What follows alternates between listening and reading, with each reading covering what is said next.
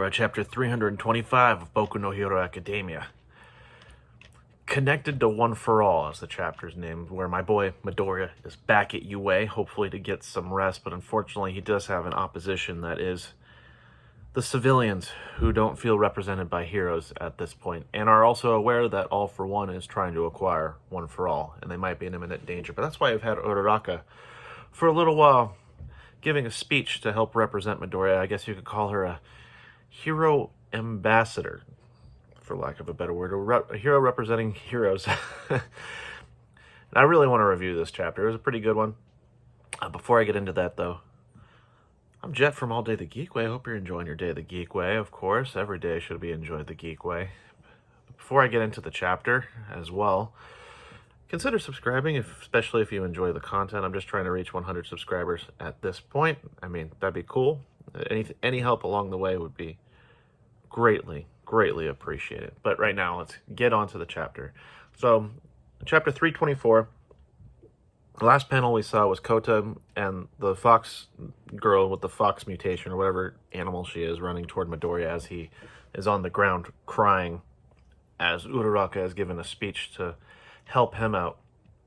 In this chapter, we start off seeing Kota start running toward him. You see the back of his feet as the rain pitter-patters, all the water's pitter-pattering as he's running. It's also juxtaposed with Mineta trying to run toward Midoriya. However, he is cut off by Ida, and Mineta asks why, and Ida basically says, "This isn't our place." And then you see a narration saying, "Right, Uraraka?" Now Uraraka is in tears. Now, keep in mind, as you go through the chapter, I won't have any pictures for this video, and I do apologize, but look at where the rain, like the remnants of the rain are coming down on some of the characters. Like, you see some characters that are explicitly tearing up, such as Uraraka in this panel, but in Ida, you see under his left eye, it's like trickles of rain coming down. I think Horikoshi's still doing this to represent tears and the emotionality these heroes are feeling, even though they're hiding it just a little bit better. Well, Kota's still running to Midoriya as he's collapsed on the ground. And then we also see Fox Lady. It's actually, I think it's the same picture that was the end of chapter 324. And Kota's being like, "Oh, I'm so sorry. I was so scared. I couldn't move. I'm sorry. But when I heard that lady, I knew I had to become someone like you." That's why. And then Kota, he tries to put on a happy face while he's just littered with tears going down his face. Like, his parents were fire hose, and he does have a water quirk, so this could make sense. Midoriya might secretly have one too for the amount that he cries, but Kota says, "I am here, so please don't cry anymore. Everything is okay." So Kota's trying to be a hero toward Midoriya, as Midoriya was toward him during the camp training arc. And Midoriya is lifted up by the Fox Lady. And she basically tells Midoriya, "I went to so many shelters, but they all refused to let me in and said mutants weren't welcome. And so I ended up here. But thanks to that, I got to see you again. Lucky me. Thanks for helping me, Crybaby Hero-san," which is a funny one. And she kind of embraces Deku. She's hugging Deku, and Kota's hugging Deku as well. Now, what's interesting, though, is, again, I mean, this girl, she looks so innocent, like, the way that she's presented. It's just the fact that she has a mutation quirk. However, it is established in My Hero Academia that mutation quirks are often discriminated against. I mean, for example, you have Spinner, who's with the League of Villains. I'm sure he was discriminated against. It turns out, like, a lot of mutation quirks, society doesn't like them so much, and is the case with her. And I think with Gang Orca, if I remember right, he was ranked number 3 as a hero that looked the most like a villain. And he has a mutation quirk. He looks like an orca whale. So this is one big factor facing discrimination in society. But again, going back to the chapter itself, they're hugging Midoriya. And then there's the next panel is the whole audience kind of like awestruck in a complete silence. To which we have, I call him Fanboy Man. He's the guy in episode 1, I think the first chapter. He has the stars, like one on his head and one on the sides, or 2 on the sides. He starts speaking to the audience, and he says, "Instead of blaming him, shouldn't we at least hear him out? It's not like he's staying here forever, right? Right now, we don't have enough manpower to fight off the villains. UA is the only place he can rest so he doesn't wear himself out, right?" So finally, we got a guy who's a voice of reason and who's yelling at the rest of the audience. He says, that's the gist of it, right, heroes? And Nezu says, correct. New audience member says, why not Shiketsu? Aren't they just as well equipped? Which is a stupid plan. Shiketsu's in the west. That's a lot of transportation. I know they have like a system that connects to Shiketsu, but he could still be intercepted. Why not have him at a fortification that's like strongly protected and strongly defended? But anyway, some lady with a brain says, but that's just pushing the problem onto them. And the guy's kind of like surprised.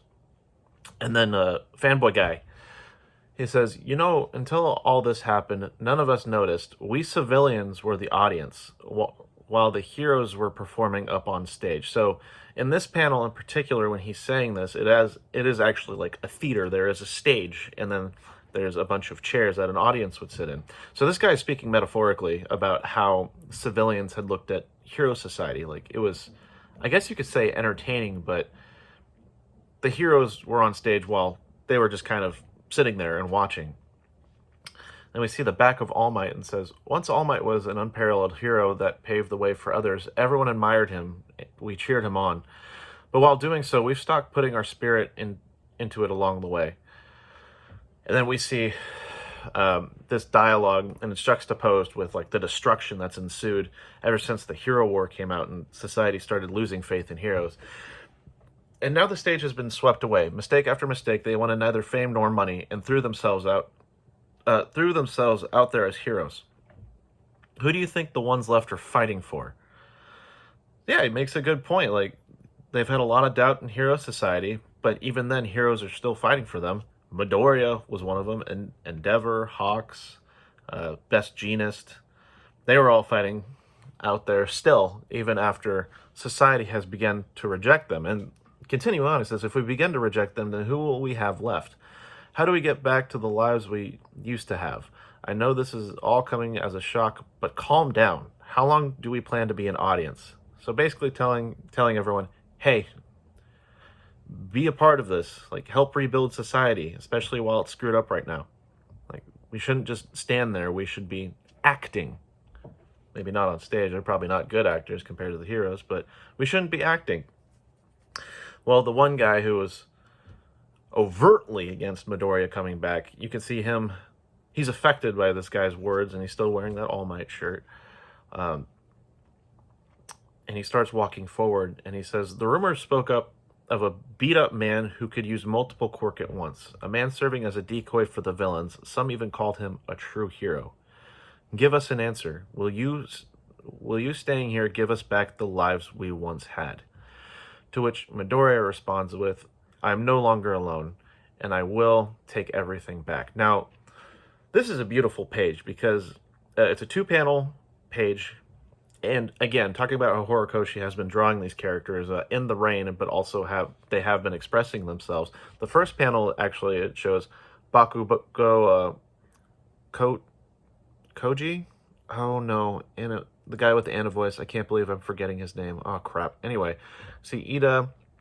You can see the arm of Tsuyu, but it's behind one of the dialogue bubbles. And you see Kirishima and Kaminari. And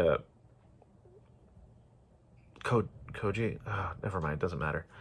But you see like Kirishima and Koji, like, they're tearing up. Kirishima's in tears, and I think Denki's affected by it. But you see Bakugo's face, like his usual irritated face, but rain streaks are going down his right eye. And same with Ida as well. Like, there's a streak going down the right eye, but he's actually putting on a happy face because it looks like the audience is being reached.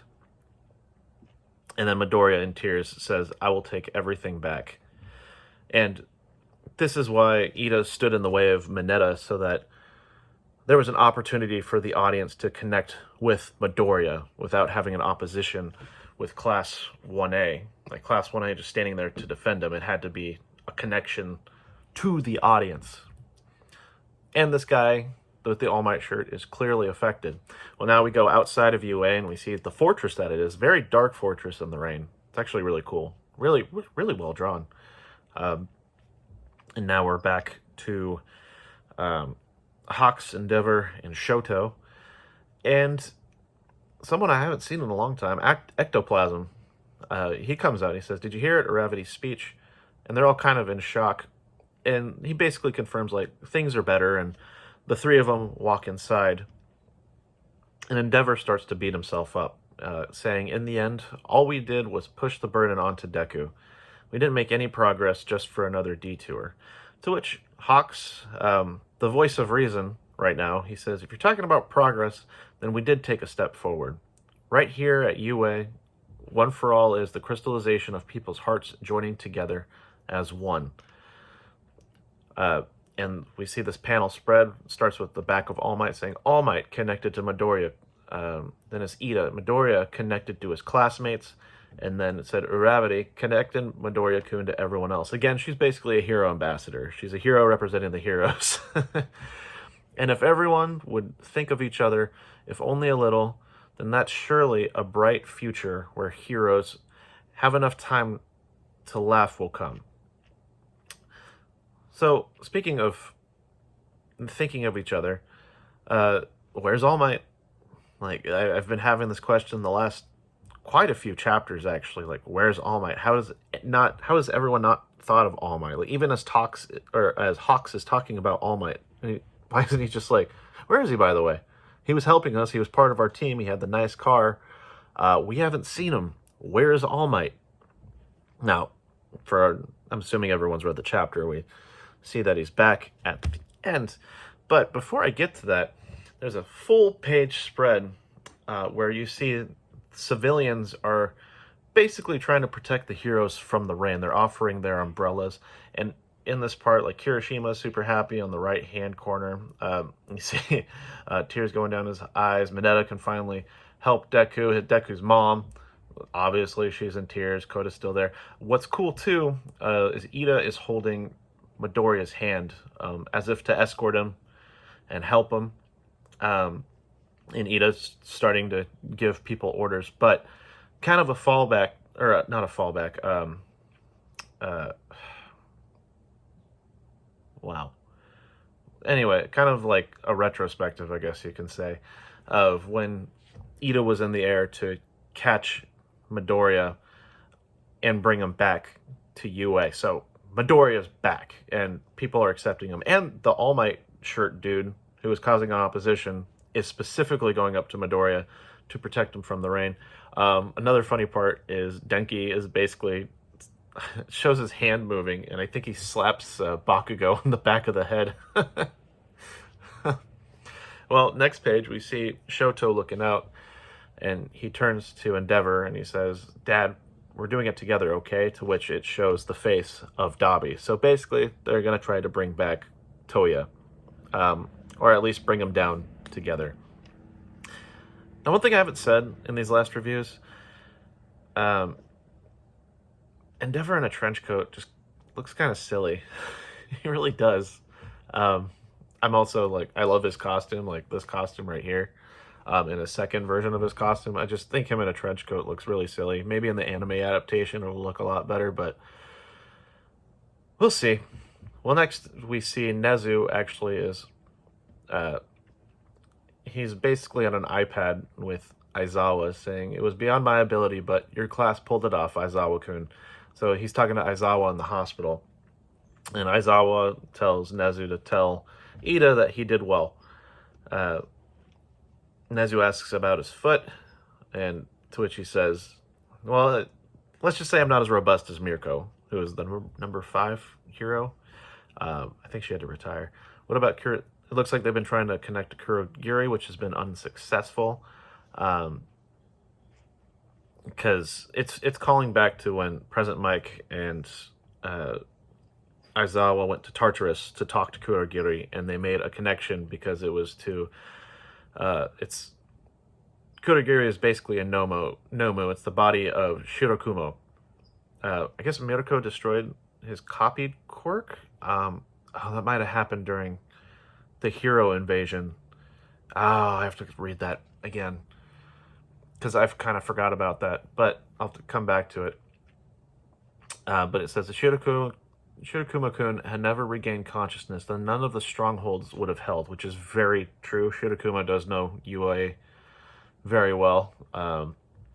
And having that transportation quirk. Oh, is this where it falls back to the UA trader? Because Kurogiri, although didn't 13 construct the USJ after Shirakumo died?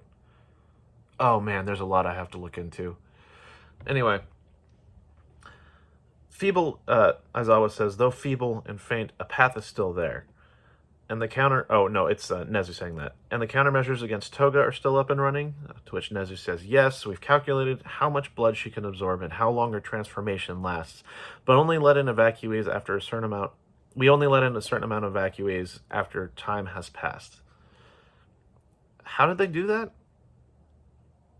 I'm very curious about it, because we've learned from recent chapters that a lot of villains, their quirks have truly awakened. I know when Twice died, like he had awakened his quirk. Toga had awakened her quirk to where she can not only resemble the appearance of someone, but she can use their abilities, which also makes me wonder if she got the blood of Midoriya, could she use One for All? It's a stockpile quirk, so that probably wouldn't work, because when Monoma tried to do it, to copy his quirk, he couldn't do it because it was stockpiled. But if there's enough stockpile in the blood, could she do it? I don't know, thinking about it too much. I don't see how she still can, like, get in, though. Especially if quirks are waking up and they're getting stronger. Couldn't she hold it for a lot longer? That was not meant to rhyme, but it did. Well, anyway, continuing back. As Awa says, UA is a stronghold. It's time for revenge. Yeah, and we end it with Nezu saying, yeah, of course. And who do we see? His back facing toward UA. And it looks like he's walking away from UA, but it's All Might.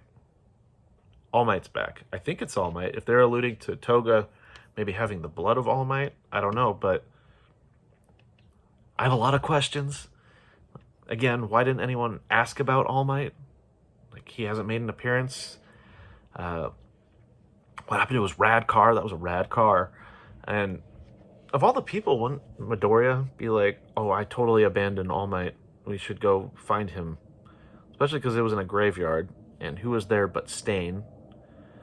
I don't think Stain would have been willing to hurt All Might. And I don't think Stain is willing to work with the League of Villains. He wasn't willing to before.